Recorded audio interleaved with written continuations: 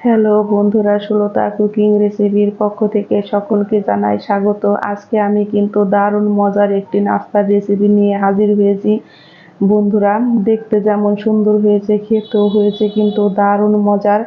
আর এটা যদি নাস্তা হিসাবে কাউকে দেন, আপনার প্লেট কিন্তু ফাঁকা হয়ে যাবে, এতটাই মজার হয়ে যায়। আর এটা যদি কাউকে বানিয়ে খাওয়ান তাহলে কিন্তু বারবার রিকোয়েস্ট করবে বানিয়ে খাওয়ানোর জন্য।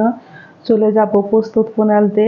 আমি এখানে নিয়েছি কিন্তু 2 কাপ পরিমাণে আতপ চাল দিয়ে তৈরি করলে এটা কিন্তু একদম মুচমুচে হয় আর খেতেও হয় কিন্তু দারুণ মজার। আপনাদের হাতের কাছে যদি আতপ চাল না থাকে তাহলে আপনারা কিন্তু ভাতের চালও নিতে পারেন। এখন আমি চালটাকে কিন্তু বেশ ভালো করে জল পাল্টে পাল্টে ধুয়ে নিব। যতক্ষণ পর্যন্ত আমার পরিষ্কার জল না আসে ততক্ষণ পর্যন্ত আমি ফিরছি চালটাকে বেশ ভালো করে ধুয়ে।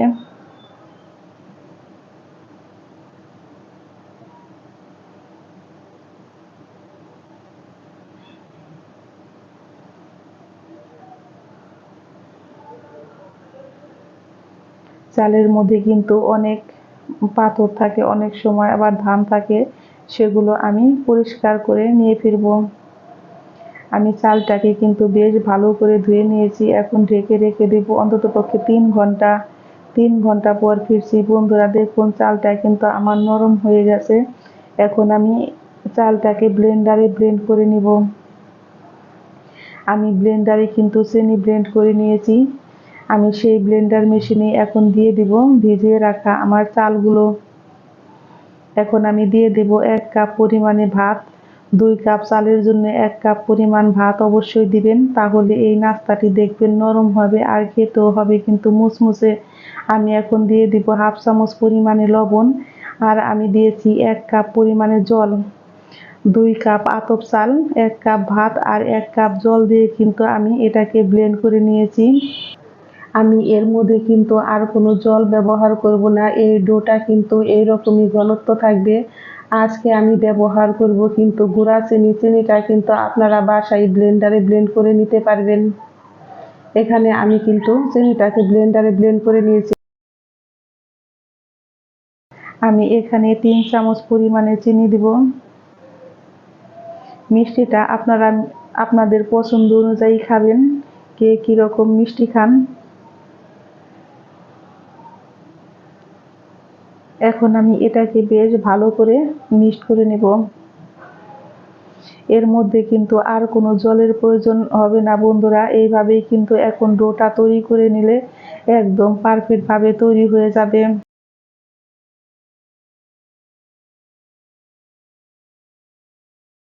আমার ডোটা কিন্তু একদম পারফেক্ট ভাবে তৈরি হয়ে গেছে।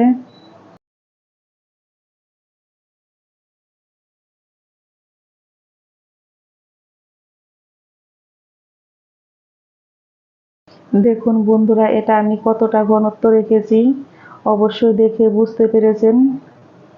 এখন আমি এটাকে রেখে দেব এইভাবে 10 মিনিট।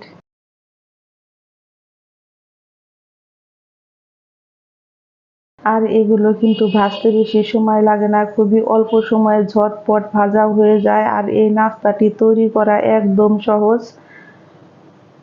চলে যাব চুলায়। চুলায় আমি একটা কড়াই বসিয়ে দিয়েছি। কড়াইতে দিয়েছি বেশ কিছুটা পরিমাণে সাদা তেল। তেলটা কিন্তু আমার গরম হয়ে গেছে।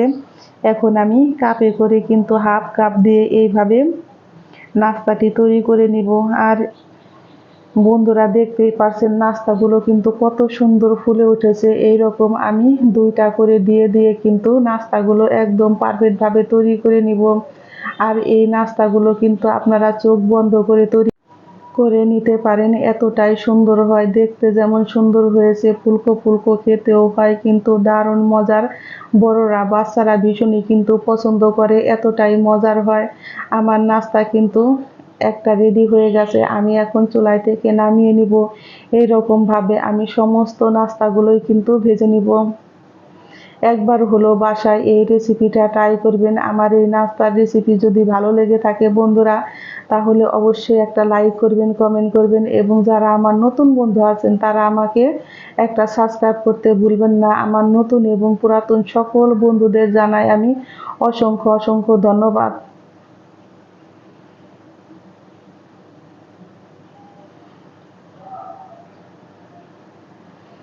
এই নাস্তা তৈরি করতে কিন্তু তেলও বেশি লাগে না, অল্প তেলে কিন্তু ঝটপট তৈরি হয়ে যায় এই নাস্তাগুলো। আর বন্ধুরা দেখে অবশ্যই বুঝতে পেরেছেন এতটাই সহজ আর এতটাই সুন্দর ফুলকো ফুলকো হয়েছে। আমি এখন এইভাবে সমস্ত নাস্তাগুলো রেডি করে নিব। সমস্ত নাস্তাগুলো কিন্তু আমার ঝটপট তৈরি হয়ে গেছে। সকলেই ভালো থাকবেন, সুস্থ থাকবেন। আমি আবারও ফিরবো নতুন নতুন কোনো রেসিপি নিয়ে।